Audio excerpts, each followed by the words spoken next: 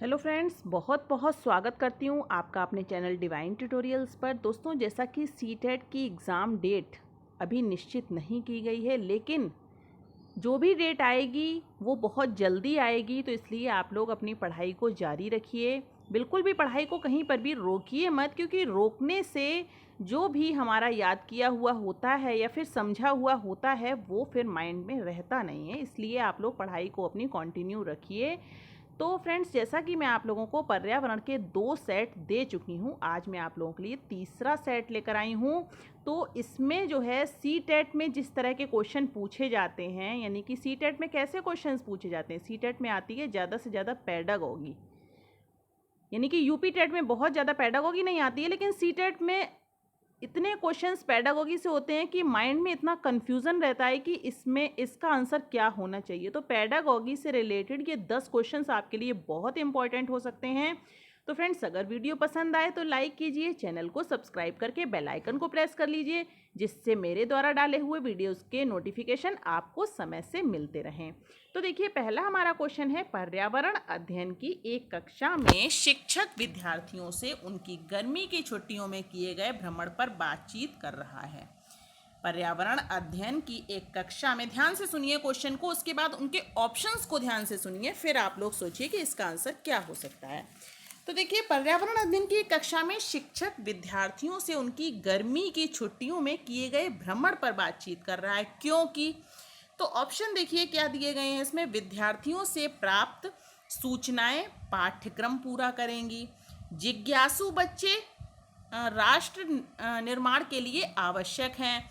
फिर तीसरा ऑप्शन दिया गया है, विद्यार्थियों के अनुभव ज्ञान रचना का आधार है, वह अपना समय बिताना चाहता है।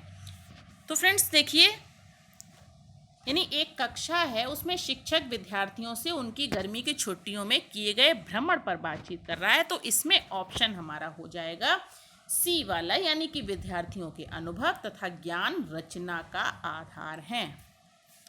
इसके बाद चलते हैं, देखिए सेकंड क्वेश्चन पर। सेकंड क्वेश्चन ये इसमें दिया गया है, कच्चे तेल का उपयोग किया जाता है। तो देखिए, कच्चे तेल का उपयोग किस में किया जाता है। पहला ऑप्शन दिया गया है डामर बनाने में, फिर दिया गया है प्लास्टिक बनाने में, फिर दिया है पेंट बनाने में, फिर औषधियों में, फिर दिया है ड्राई क्लीनिंग में। तो फ्रेंड्स बताइए, इसमें फर्स्ट, सेकंड या थर्ड ठीक हो सकता है, या फिर फर्स्ट या फिफ्थ सही हो सकता है, या फिर फर्स्ट, फोर्थ और फिफ्थ, या फिर ये सभी। तो इसमें फ्रेंड्स हमारा ऑप्शन नंबर सही हो जाएगा डी वाला, यानी कि कच्चे तेल का उपयोग किसमें किसमें किया जाता है। डामर बनाने में भी किया जाता है, प्लास्टिक बनाने में भी किया जाता है, पेंट बनाने में भी, औषधियों में और ड्राई क्लीनिंग में भी किया जाता है। तो इसमें हो जाएगा ये सभी। इसके बाद चलते हैं, ये आगे क्वेश्चन दिया गया, इंद्रधनुष में रंगों का क्रम है। बहुत ही अच्छा क्वेश्चन है। तो इंद्रधनुष में रंगों का क्रम देखिए कैसा होता है, बैंगनी, नीला, हरा, पीला, नारंगी, नील, जामुनी, लाल, या फिर होता है बैंगनी, लाल, नील, जामुनी, नीला, हरा, पीला, नारंगी, या फिर बैंगनी, नील, जामुनी, पीला, नारंगी, लाल, नीला, हरा। तो इसके लिए मैं आपको एक ट्रिक बता दूं कि इसको जो है इंद्रधनुष में रंगों का क्रम याद करने के लिए छोटे पर यानी कि बचपन में हमको एक ट्रिक सिखाई गई थी। वो ट्रिक थी विबग्योर। अगर आप लोगों ने वो सीखी हो, अगर आप लोगों को याद हो, तो देखिए विबग्योर नाम की एक ट्रिक थी। विबग्योर से हम लोगों को इंद्रधनुष में रंगों के क्रम जो है वो याद कराए गए थे।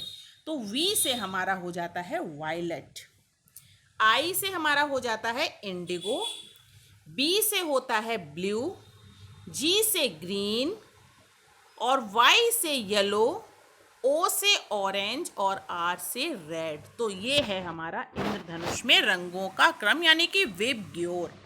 तो इसमें हमारा ऑप्शन नंबर सही हो जाता है डी वाला, यानी कि बैंगनी, नील, जामुनी, नीला, हरा, पीला, नारंगी और लाल।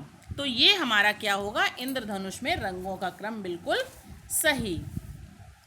इसके बाद फ्रेंड्स देखिए, अगले क्वेश्चन पर हम लोग चलते हैं। इनकी 1859 की पुस्तक, यानी कि बताइए ये कौन है जिसकी 1859 की पुस्तक on the origin of species में इनके प्राकृतिक चयन संबंधी शोध का विवरण है। यह उद्भव जीव विज्ञान में मील का पत्थर है। इस पुस्तक के रचयिता हैं।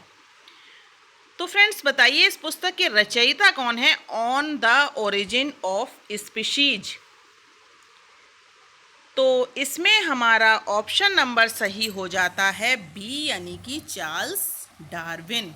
तो देखिए चार्ल्स डार्विन की है on the origin of species. ये कब लिखी है? 1859 में इन्होंने लिखी है। इसके बाद देखिए नेक्स्ट क्वेश्चन हमारा आता है। देखिए टैडपोल किसके जीवन की प्रारंभिक अवस्था है? यानी कि टैडपोल जो है, टैडपोल मेढक होता है एक प्रकार का, किसके जीवन की प्रारंभिक अवस्था है? तो मेढक के जीवन की। मेढक होता है टैडपोल। ये शायद आप लोगों ने सुना भी होगा कि टैडपोल किसको कहते हैं? मेढक। ये जो होता है यानी टैडपोल मेढक के जीवन की प्रारंभिक अवस्था होती है। वर्ष 1958 में ऑक्सफोर्ड विश्वविद्यालय में मेढक की टैडपोल का प्रथम सफल क्लोन तैयार हुआ था। ठीक है, तो इसमें ऑप्शन नंबर हमारा ए सही हो जाता है, यानी कि मेढक। ठीक है, अगला क्वेश्चन आता है। निम्न में से कौन सा अलग समूह से संबंधित है? तो देखिए आम, इमली, नारियल, नीम। तो इसमें देखिए कौन सा अलग है? आम, नारियल, इमली, नीम अलग है। ठीक है, नीम जो है वो अलग है, तो ये समूह में सम्मिलित नहीं है। इसके बाद नेक्स्ट आता है 7th क्वेश्चन। निम्न में से किस शहर में स्वायत्त शासी निकाय के रूप में नगर निगम नहीं है? निम्न में से किस शहर में स्वायत्त शासी निकाय के रूप में नगर निगम नहीं है? तो इसमें देखिए ऑप्शन दिए गए हैं हिसार, सोनीपत, अंबाला, फिर दिया है पंचकुला। तो इसमें हमारा ऑप्शन नंबर सही हो जाता है सोनीपत, यानी कि बी ऑप्शन सही हो जाएगा, सोनीपत। यानी कि सोनीपत शहर में स्वायत्त शासी निकाय के रूप में नगर निगम नहीं है। इसके बाद नेक्स्ट आता है निम्नलिखित में से कौन सा अलग समूह से संबंधित है? तो देखिए स्कर्वी, फिर दिया है रतौंधी, रिकेट्स, रेबीज। तो फ्रेंड्स बताइए इनमें से कौन सा एक अलग है? तो इसमें रेबीज जो है वो अलग है, क्योंकि स्कर्वी, रतौंधी, रिकेट्स ये सब किसकी कमी से होते हैं?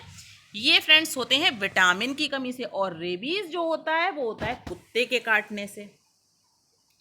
ठीक है, तो ये सबसे अलग हो गया, यानी कि समूह से अलग हो गया ये। इसके बाद नेक्स्ट पे चलते हैं। विज्ञान के एक शिक्षक को मैंग्रोव पादपों की तलाश हेतु विद्यार्थी को किस क्षेत्र में खोज के लिए प्रोत्साहित करना चाहिए? यानी विज्ञान का एक शिक्षक है, उसको मैंग्रोव पादपों की तलाश हेतु विद्यार्थी को किस क्षेत्र में खोज के लिए प्रोत्साहित करना चाहिए? तो फ्रेंड्स देखिए ऑप्शन इसमें दिए गए हैं मरुद्भिद क्षेत्र में, लवणोद्भिद दलदल में, गर्म व आर्द्र क्षेत्र में, शीत क्षेत्र में। तो इसमें हमारा ऑप्शन नंबर सही हो जाता है बी वाला, यानी कि लवणोद्भिद दलदल में। इसके बाद हमारा देखिए क्वेश्चन आता है लास्ट वाला 10th क्वेश्चन है। एक गिलास पानी में चुटकी भर नमक घोल दिया जाए तो जल का स्तर कैसा हो जाएगा? तो देखिए पहला ऑप्शन दिया गया है बढ़ जाएगा, घट जाएगा, एक समान रहेगा, इनमें से कोई नहीं। तो एक गिलास पानी में चुटकी भर नमक अगर घोल दिया जाता है तो वो एक समान रहेगा, यानी कि ज्यों का त्यों रहेगा। तो इसमें ऑप्शन नंबर सी हमारा बिल्कुल सही हो जाता है। तो फ्रेंड्स ये थे हमारे टॉप 10 क्वेश्चंस पर्यावरण के। तो अगर आपको वीडियो पसंद आई हो तो लाइक कीजिए, चैनल को सब्सक्राइब करके बेल आइकन को प्रेस कीजिए, जिससे मेरे द्वारा डाले हुए वीडियोस के ऐसे ही नोटिफिकेशन आपको समय से मिलते रहें। धन्यवाद।